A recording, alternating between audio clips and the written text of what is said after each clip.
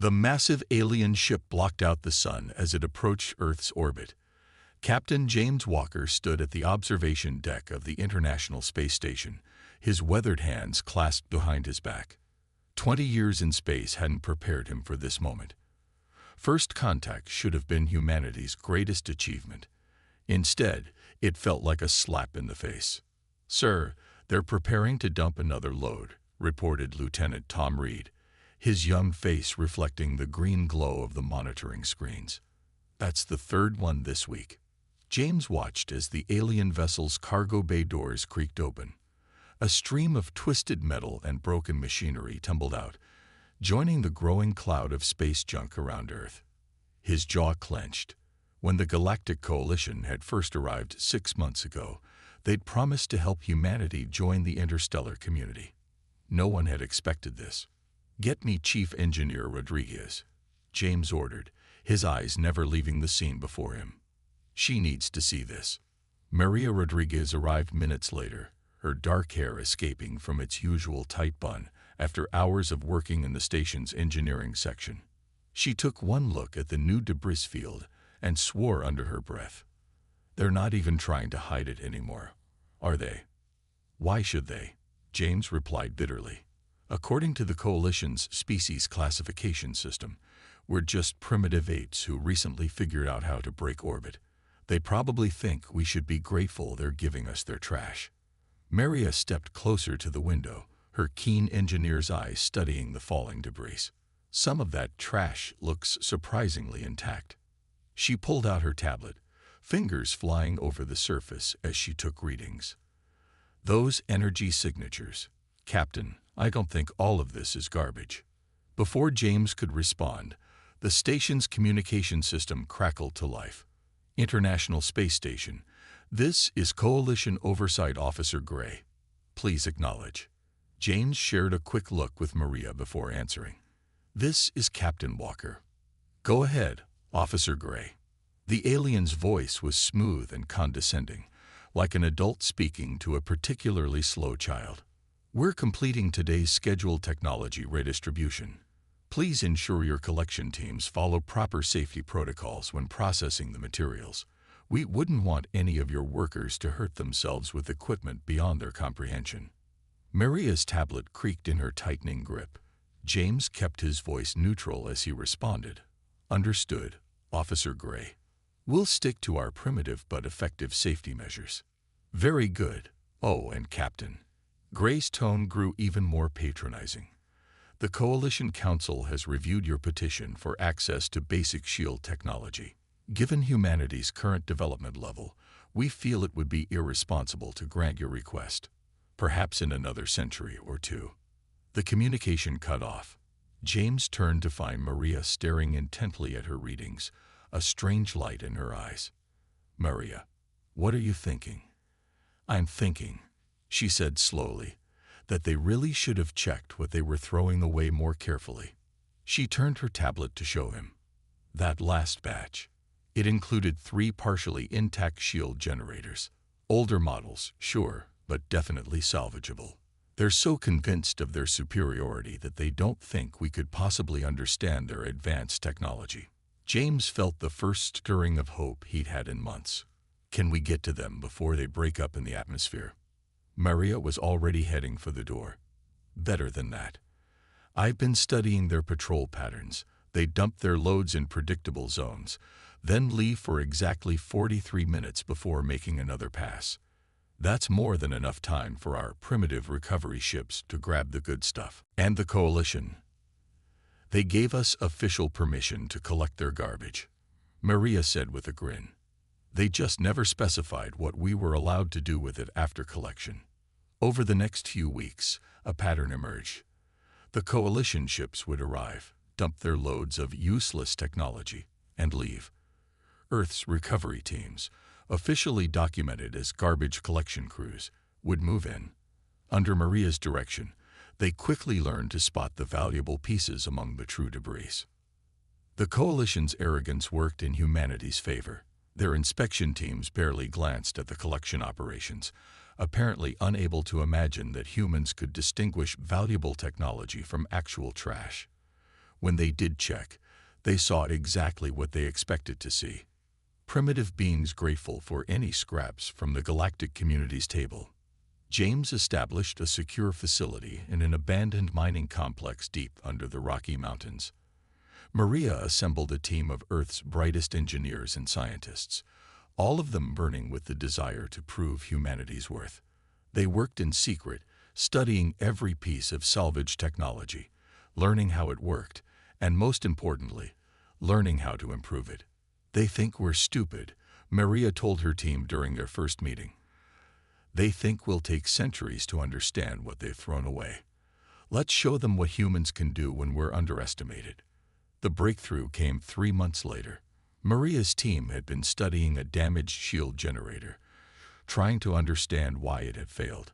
The coalition used crystalline matrices to channel energy, beautiful but incredibly complex systems. When one crystal in the sequence failed, the entire system shut down. It's elegant engineering, Maria admitted, studying the fractured crystal under a microscope. But it's also wasteful. All this power, all this potential, lost because of a single point of failure. Tom Reed, who had transferred to the project at James's request, spoke up from his workstation. What if we didn't try to fix it their way? They think in straight lines. If this breaks, replace it with an identical part. But we don't have identical parts. What are you suggesting? James asked, intrigued. Tom projected a diagram onto the main screen. We can't recreate their crystalline matrices, but we can create our own power distribution systems using earth metals and semiconductors. They won't be as efficient, but they'll be more resilient. Instead of one perfect path for the energy to flow, we create multiple backup routes. Maria's eyes lit up as she studied the diagram. It won't be as elegant as their solution. But it will work, James finished. And they'll never expect it, because they can't imagine solving the problem any other way than theirs. The next few weeks were a blur of activity. Maria's team worked around the clock, taking apart and rebuilding the salvage technology. They replaced delicate alien components with sturdy human alternatives. Where the coalition's engineers sought perfection, humanity embraced adaptation and redundancy. James watched it all with growing pride. In the coalition's drive for technological perfection, they'd forgotten one of the most important lessons of evolution. Sometimes, good enough was better than perfect, especially when good enough could survive where perfection would shatter. The day they successfully powered up their first hybrid shield generator, the entire facility erupted in cheers. The shield wasn't as pristine as a coalition version, but their tests showed it could take more punishment and keep running. More importantly, they could repair it with Earth-made parts. This is just the beginning, Maria told James as they watched the shield shimmer in the test chamber. Every piece of garbage they give us is another piece of the puzzle. They think they're keeping us down, but they're actually giving us exactly what we need to rise. James nodded, already thinking ahead to the next phase of their plan. How long before we can start building something bigger? Maria's smile was fierce. Give me 6 months and a steady supply of their trash. We'll show the galaxy what humanity can build from their leftovers. In orbit above them, another coalition ship arrived to make its daily deposit of worthless technology. Officer Gray watched the humans scramble to collect the debris, his mandibles twitching in amusement at their primitive vessels and simple tools. If he had bothered to look closer, he might have noticed that their collection patterns weren't random, that they seemed to know exactly which pieces to grab first. But like the rest of the coalition, he saw only what he expected to see. And that would prove to be their biggest mistake. 3 months into Project Phoenix, the underground facility buzzed with activity. Engineers and scientists worked around massive pieces of salvaged alien technology, their work tables cluttered with both Earth tools and repurposed coalition equipment. The air smelled of coffee, ozone, and possibility. Maria stood in front of a holographic display, studying the complex web of energy patterns their latest prototype had produced. Next to her, Tom adjusted variables on his tablet, his face illuminated by the blue glow of the hologram. Try routing more power through the secondary matrix, she suggested. The energy flow shifted, creating new patterns in the display. Tom frowned at the readings. It's still not stable. The Coalition's power systems were never meant to work with our modifications. Then we'll make them work, Maria replied, pulling up the schematics for their hybrid power core. The Coalition thinks their way is the only way. That's why they throw away anything that doesn't meet their perfect standards. But we humans, she zoomed in on a section where they'd replaced delicate alien crystals with Earth-made conductors. We adapt. A soft chime announced James's arrival. The captain entered the lab carrying fresh coffee and a datapad. "How's our baby doing?" he asked, handing Maria a steaming cup. "Growing stronger every day," she answered, taking a grateful sip. "We've solved the power distribution problem by creating our own circuits. They're not as efficient as the Coalition's crystal matrices, but they're tougher and easier to repair." James nodded, studying the hologram. "And the weapon systems." Tom pulled up a new display. "That's where it gets interesting.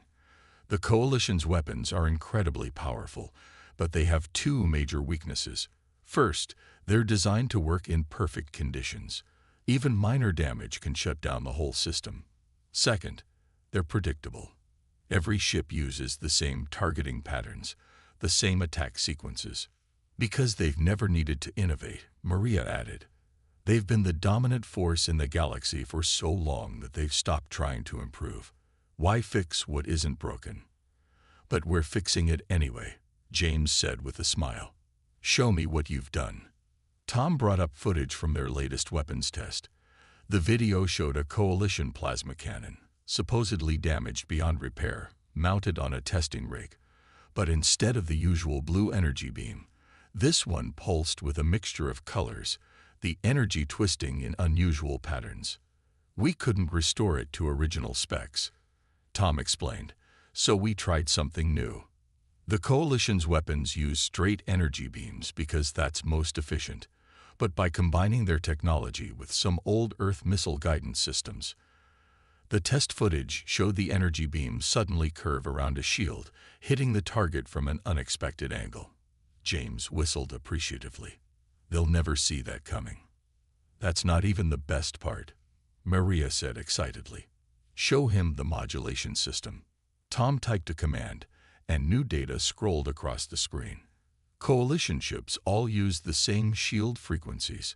Their weapons are designed to work against different frequencies, but they never change during battle. We've developed a system that can shift frequencies on the fly, adapting to whatever we're fighting. All using parts they threw away, James mused. "How many more systems have you modified?" Maria's grin was fierce. "Come see for yourself."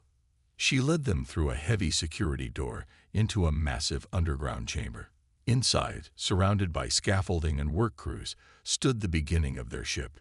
It didn't have the sleek beauty of Coalition vessels.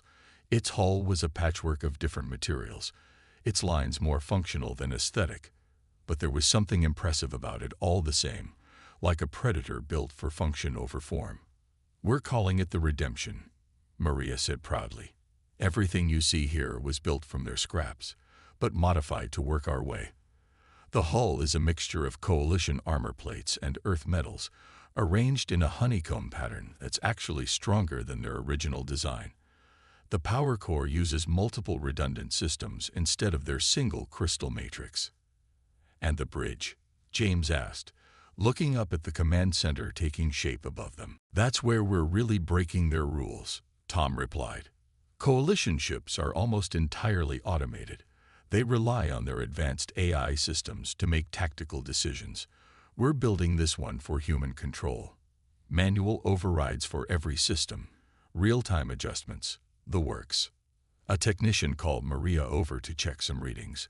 While she was gone, Tom lowered his voice. "Captain, there's something else you should see." He led James to a secure terminal and pulled up a classified file. "We found this in the database of a scrapped Coalition computer core. It's not just outdated tech they're dumping on Earth. Some of these systems were declared unsafe because they were too unpredictable, too adaptable. The coalition likes control. They want their technology to be predictable, manageable. But unpredictable is exactly what we need, James realized. They've given us everything we need to build something they'd never dare to build themselves. Maria rejoined them, her face serious. That's not all. Look at these scanned results from the last dump site. She showed them her tablet. They're getting sloppy, overconfident. Yesterday they threw away a partially intact tactical computer because its learning algorithms were too aggressive. Can you imagine what we could do with an AI that actually learns and adapts during battle? James looked between his two best people, seeing the same fire in their eyes that he felt. How long until we can start full systems integration? 2 weeks for the basic systems, Maria answered. Another month to incorporate the advanced modifications. The real challenge will be keeping it quiet. The coalition's monthly inspection is due soon. Let them come, James said firmly. They see what they expect to see. Show them some broken parts and primitive repair attempts. Their own arrogance is our best camouflage. The next few weeks passed in a blur of activity. The redemption grew piece by piece, each salvaged component carefully modified and integrated into their hybrid systems. They worked in shifts around the clock, driven by the knowledge that they might never get another chance like this. When the coalition inspection team arrived, Maria led them on a carefully planned tour of their primitive recycling operation. The aliens barely glanced at the piles of broken technology, their attention caught by the simple Earth tools and basic repair attempts prominently displayed. How quaint, the lead inspector said, watching a technician pretend to struggle with a simple power coupling. At least you're trying to learn from your betters, though I doubt you'll make much progress with such primitive methods. We do our best with what we're given, Maria replied humbly, while behind her back, her fingers crossed in an ancient gesture of deception. After the inspection team left, James called a meeting of the project leaders. They suspect nothing, he announced to relieved smiles. But we need to move faster. Every day we wait is another day they might discover what we're really building. The weapon systems are ready for testing, Tom reported. Shield modifications are at 90% efficiency. Hull integrity is actually better than coalition standard, thanks to our reinforcement pattern. Maria pulled up the project timeline. We can begin full power tests next week. But Captain, she hesitated. Once we power up the main systems, we won't be able to hide the energy signature for long. Coalition sensors will detect it eventually. James looked around the room at the faces of his team. Engineers, scientists, technicians, all of them tired but determined. They'd taken the coalition's cast-offs and turned them into something new, something that combined the best of both human and alien technology. More importantly, they'd proved that humanity deserved its place among the stars. Then we'd better make sure we're ready when they do, he said firmly. Because when that day comes, the galaxy is going to learn that humanity's greatest strength isn't our technology. It's our ability to take whatever they throw at us and turn it into something amazing. The meeting ended with a sense of purpose. Above them, through millions of tons of rock, coalition ships continued their regular dumps of worthless technology. Each piece they discarded brought humanity one step closer to showing the galaxy exactly what they'd been throwing away. The dark side of the moon wasn't actually dark, but it was perfect for hiding things from prying eyes. James stood at the viewport of the construction facility, watching as automated construction drones swarmed around the Redemption's growing frame. Earth hung in the black sky behind the ship, a beautiful blue reminder of why they were working so hard. Main reactor test in 5 minutes, Maria's voice came through the comm system. All non-essential personnel, clear the testing area. The drones scattered like startled birds, leaving the Redemption floating alone in the massive underground chamber they carved into the lunar rock. James made his way to the control room, where Maria and Tom were running through final checks. "How's she looking?" James asked, taking his place behind them. "Ready to wake up," Maria replied, her fingers dancing over the controls. "We've triple-checked every connection. If this works, We'll have more power than a standard coalition cruiser, but with our custom distribution system. Tom looked up from his station. Safety systems are green. Backup generators standing by. We're as ready as we'll ever be. James nodded. Do it. Maria took a deep breath and initiated the startup sequence. Deep within the Redemption's hull, their hybrid reactor core began to hum. It was a sound unlike anything a coalition engineer would recognize, not the pure crystalline tone of their standard reactors, but a deeper, more complex harmony created by the mixture of human and alien technology. Power levels rising, Tom reported. 20%, 40%, 60%. He stopped, frowning at his readings. There's a power spike in the secondary matrix. That's meant to happen, Maria said calmly, though her knuckles were white on the controls. Remember, we're not using their perfect crystals. Our system needs to find its own balance. The humming grew louder, accompanied by visible arcs of energy racing across the ship's hull. Warning lights flashed across the control panels, but Maria held steady. Come on, she whispered. Come on, baby, show them what we can do. The power spike peaked, then suddenly stabilized. The erratic energy display settled into a steady blue glow around the ship. Tom's eyes widened as he read the output levels. Holy, we're at 120% of projected power capacity. The hybrid core isn't just working, it's exceeding coalition specs. Cheers erupted throughout the control room. James squeezed Maria's shoulder. You did it. We did it, she corrected, wiping tears from her eyes. Every person on this project, every idea we tried, every failure we learned from, it all led to this moment.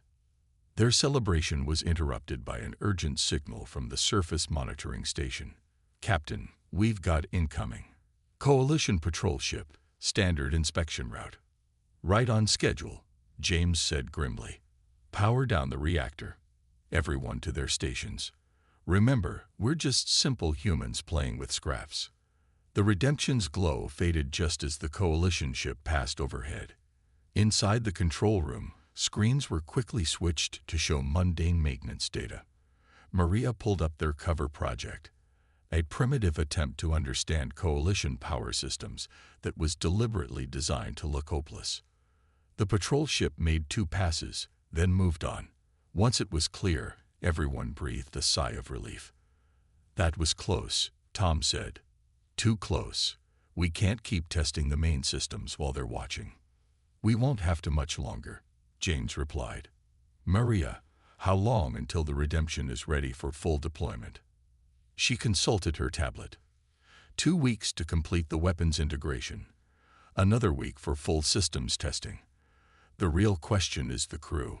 We've trained in simulations, but actually operating these hybrid systems in real conditions. Then we'll drill until we get it right, James said firmly. The coalition thinks humans are too primitive to handle their technology. Fine, let them think that. But we're going to show them that sometimes primitive doesn't mean simple. It means being willing to try things their advanced minds would never consider. Over the next 3 weeks, the crew trained relentlessly. They practiced every possible scenario, learning how to handle their unique ship's quirks and capabilities. The Redemption wasn't just a warship. It was a statement about humanity's ability to adapt and overcome. The weapons systems proved particularly interesting. Coalition designs relied on predictable, programmed attack patterns. The Redemption's hybrid weapons could change tactics on the fly, guided by human intuition rather than rigid algorithms. In simulations, this unpredictability consistently gave them an edge over standard coalition combat computers. It's like comparing a boxer to a programmed fighting robot, Tom explained during one training session. Sure, the robot might be stronger and faster, but a skilled human fighter can adapt, can spot patterns, and change strategies mid-fight. That's what makes us dangerous. The shield systems showed similar advantages. Instead of the standard single-layer energy barrier, they'd created a multi-layered defense that could absorb, redirect, or even reflect incoming fire. It required more active management than coalition designs, but offered far more tactical options.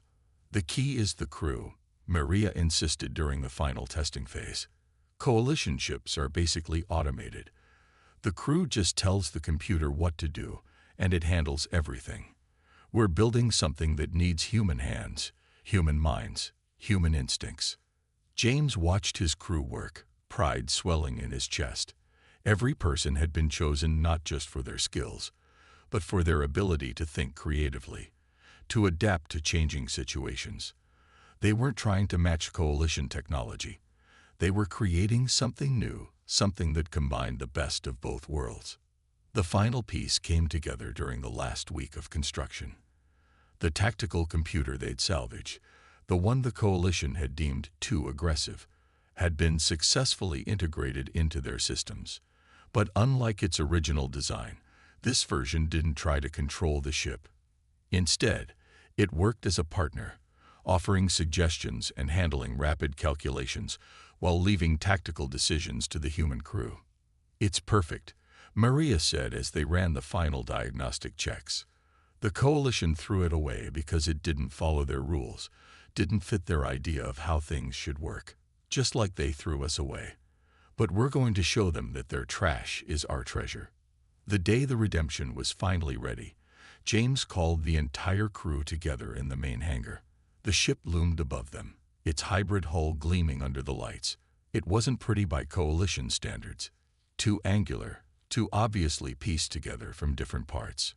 But it was theirs, built from discarded scraps, but made into something unprecedented. "Look at her," James told his crew. "The coalition gave us their garbage, thinking we couldn't possibly make anything worthwhile from it. They thought we were primitive, simple, unable to understand their advanced technology. But they forgot something important about humans. We've spent our entire history taking things apart, figuring out how they work, and putting them back together in new ways." He gestured to the redemption. "This ship isn't just a weapon.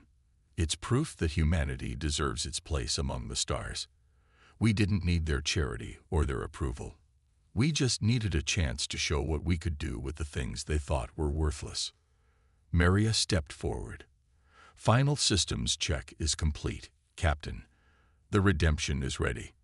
James looked at his crew, engineers, pilots, tactical officers, all of them ready to show the galaxy what humanity could do. "Then let's introduce ourselves to the neighborhood. It's time to show the coalition exactly what they've been throwing away." Above them, through the layers of lunar rock, another coalition garbage scow passed by, dumping its load of worthless technology. Soon they would learn that their greatest mistake wasn't giving humanity their scraps. It was underestimating what humans could build from them. The emergency alarm ripped through the lunar base like a thunderclap. James was in the middle of a crew briefing when the warning lights started flashing. "Report," he barked into his comm unit. "Coalition transport under attack." Tom's voice came back, tight with tension. 3 pirate vessels, heavily armed. They're hitting a civilian passenger ship at the edge of our sector." James was already running toward the Redemption's docking bay, Maria keeping pace beside him. "Coalition response time. Nearest patrol is 20 minutes out. The transport won't last 5. Then it's time." James keyed the ship-wide comm. "All hands, battle stations. This is not a drill. I repeat, this is not a drill." The Redemption's crew moved with practiced efficiency, each person taking their assigned position. James took the captain's chair on the bridge while Maria headed to engineering.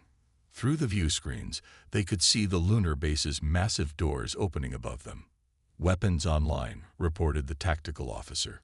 "Hybrid targeting systems responding." "Engineering ready," Maria's voice came through the comm. "Reactor at full power. Our modified shields are holding steady." James took a deep breath. Launch. The Redemption rose from its hidden dock, breaking free of the moon's gravity with a grace that belied its cobbled-together appearance. As they cleared the lunar surface, their sensors picked up the battle ahead. The coalition transport was already damaged, its elegant hull scarred by weapon impacts. The pirate ships circled it like hungry wolves. "Time to intercept," James asked. "2 minutes at full burn," Tom replied from the navigation station. "Pirates haven't spotted us yet. Their sensors probably can't make sense of our hybrid signature." James allowed himself a small smile. "Let's introduce ourselves. Tactical, prepare a warning shot. Let's show them what our modified weapons can do."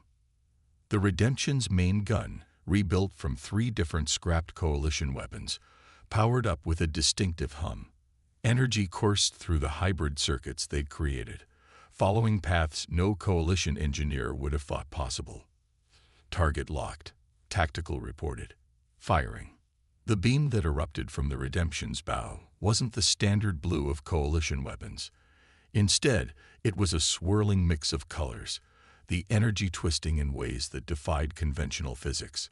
It struck the space between 2 pirate ships, then suddenly split into multiple branches, creating a web of deadly energy that forced them to scatter. "What in the void was that?" One of the pirates' voices crackled over the open channel, their surprise evident. "That's not Coalition tech. This is Captain James Walker of the Earth Defense Force," James broadcast. "Stand down and withdraw, or we'll show you what else our ship can do." The pirates responded with a barrage of weapons fire. Their shots, designed to overwhelm standard Coalition shields, met something very different. The Redemption's hybrid defense system didn't just block the attacks, it absorbed them, the energy feeding back into their power grid. "Shields holding at 115%, Maria reported, excitement in her voice. "Their attacks are actually charging our batteries." "Return fire," James ordered. "Show them why you don't underestimate humans." The Redemption moved like nothing the pirates had ever seen. Instead of the predictable attack patterns of Coalition ships, it was wild, unpredictable. Its weapons shifted frequency with every shot, preventing the pirates from adapting their shields. The hybrid targeting system, guided by human intuition rather than rigid programs, found weak points that standard computers would have missed. One pirate ship went down in the first exchange, its engines crippled by a shot that curved around its shields at an impossible angle. The second tried to flee, only to find its escape route cut off by another of the Redemption's energy webs. The third pirate, apparently their leader, switched tactics. "Coalition transport, prepare to be boarded. Try to stop us, and we'll vent their passengers into space." "Like hell you will," James growled. "Maria, remember that trick we practiced? The one that shouldn't work according to Coalition physics." "Ready when you are, Captain." James smiled grimly. "All hands, brace for maneuver. Tactical, full power to the hybrid core. Let's show them what happens when humans get creative." The Redemption's reactor spun up to speeds that would have shattered a standard Coalition power core. But their hybrid system, built to handle chaos, transformed the energy overload into something new. The ship's hull began to glow with accumulated power. "Now," James ordered. The energy burst outward in a controlled wave, not damaging but disrupting. Every system on the pirate ships suddenly went haywire as the pulse hit them. Shields flickered, weapons lost power, and targeting systems gave nonsense readings. It was impossible according to Coalition science, which was exactly why it worked. In the confusion, the Redemption struck. 3 precise shots disabled the remaining pirates' weapons and engines. The entire battle had lasted less than 5 minutes. "Coalition transport, this is Redemption," James broadcast. "Are you safe? Do you need medical assistance?" There was a long pause before the transport responded. When it did, the captain's voice was filled with disbelief. We are damaged but stable. But what are you? Those weapons, those tactics, they're impossible." "Not impossible," James replied. "Just human." Before they could respond, new signals appeared on their sensors. The Coalition patrol had finally arrived. 3 sleek warships, their weapons already charging. "Unidentified vessel." The Coalition commander's voice was cold. "Power down your weapons and prepare to be boarded." The use of modified coalition technology is strictly forbidden. James shared a look with his bridge crew. This was the moment they'd prepared for. Coalition Command, check your scans more carefully. Every piece of technology on this ship came from materials you legally gave us. We just found better ways to use them. Impossible, the commander spluttered. Our engineers certified that technology as unusable. No primitive species could possibly. That's your problem. Maria cut in, her voice proud. You think your way is the only way. You throw away anything that doesn't fit your perfect vision. But humans, we take what others discard and make it better. Every piece of garbage you dumped on us taught us something new. The coalition ships moved to surround them, but James wasn't worried.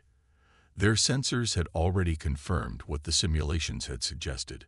The Redemption's hybrid systems were more than a match for standard coalition technology. Stand down, James advised them.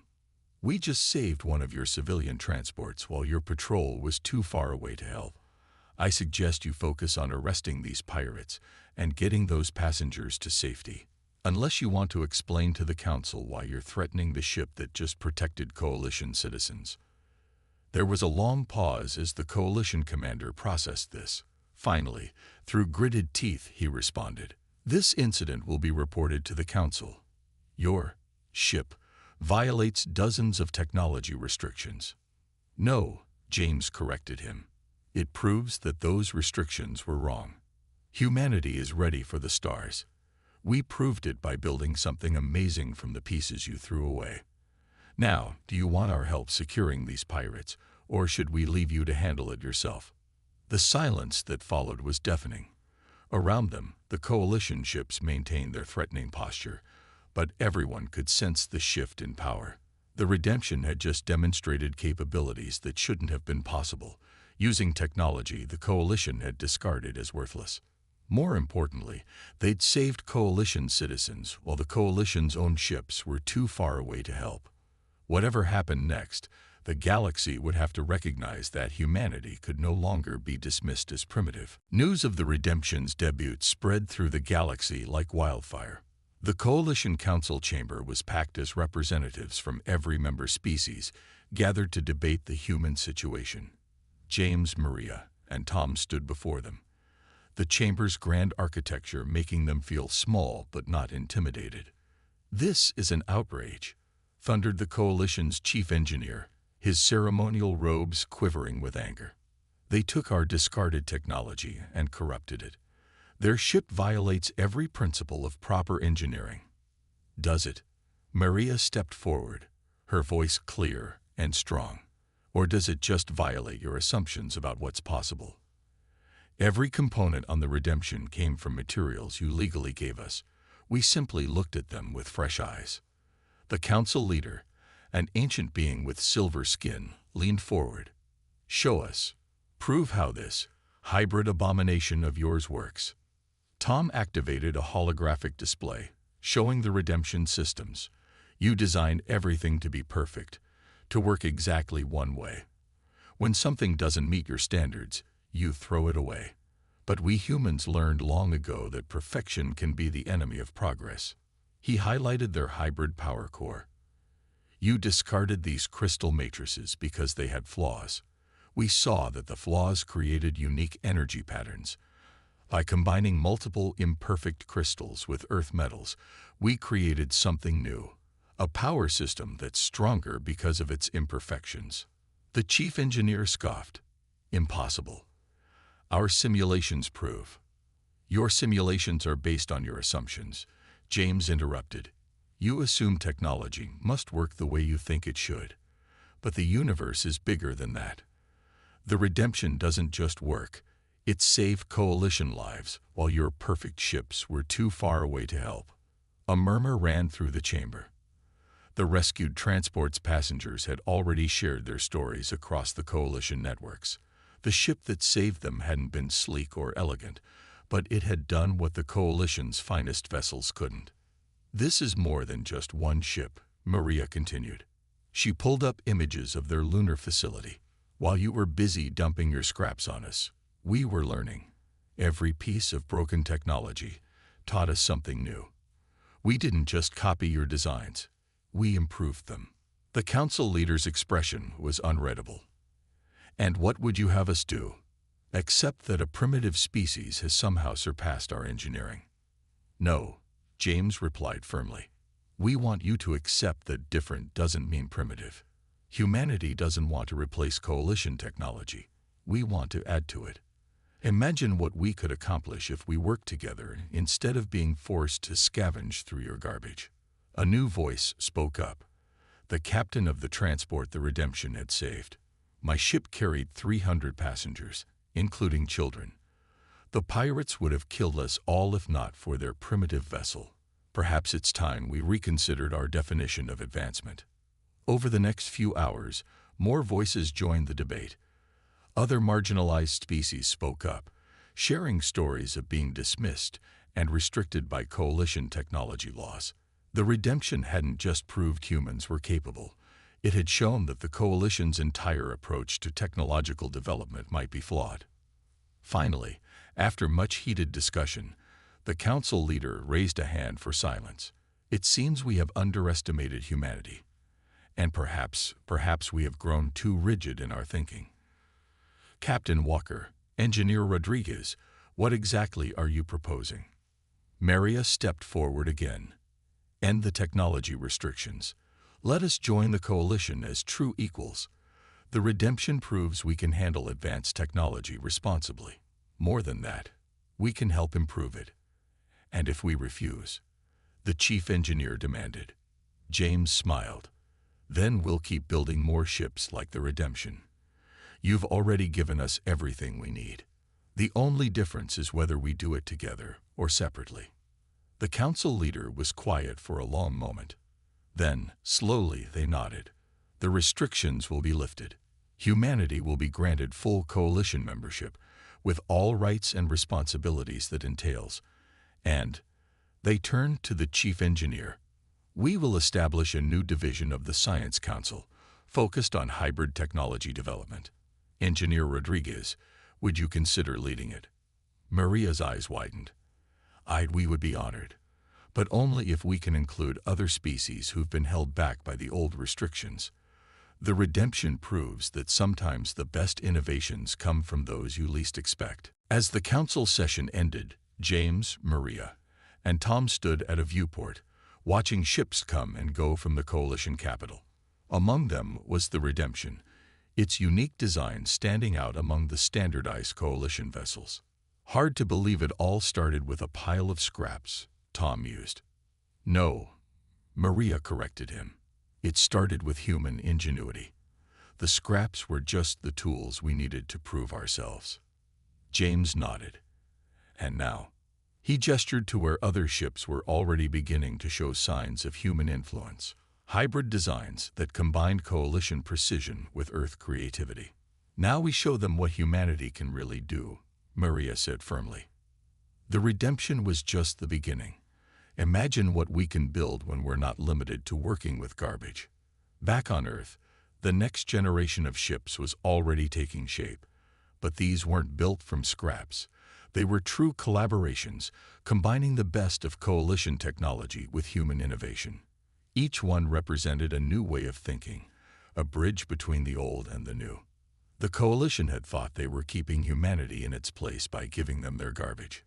Instead, they'd given them exactly what they needed to prove themselves. The Redemption hadn't just saved a transport ship, it had changed the galaxy's understanding of what was possible. In the years that followed, the story of this ship built from scraps became legend. But its real legacy wasn't in the technology it pioneered or the battles it won. It was in the lesson it taught the galaxy. That true advancement doesn't come from perfection, but from the willingness to try new things, to see possibilities where others see only trash. James stood on the Redemption's bridge one last time before it was retired to become a museum piece. The ship that had started as a collection of discarded parts had become a symbol of humanity's potential, a reminder that sometimes the most amazing things can come from the most humble beginnings. Ready to go? Maria asked, joining him on the bridge. She was wearing her new Science Council uniform, but her eyes still held the same determination they'd had when they were secretly building their impossible ship. "Yeah," James replied, running his hand along the captain's chair. "You know, they still can't quite figure out how we made it all work." Maria laughed. "That's because they're still thinking like the Coalition. They want everything to make perfect sense. But humans, we know that sometimes the best solutions are the ones that shouldn't work, but do anyway." As they left the bridge, James took one last look at the ship that had changed everything. The Coalition had given them scraps, thinking they were putting humanity in its place. Instead, they'd given humanity exactly what it needed to show the galaxy that sometimes the best way to reach the stars isn't to follow the path others have laid out. It's to build your own from whatever materials you have at hand. The redemption had started as a statement of human defiance. It had ended up becoming something more, a reminder that true advancement comes not from following established rules, but from having the courage to break them and build something new from the pieces.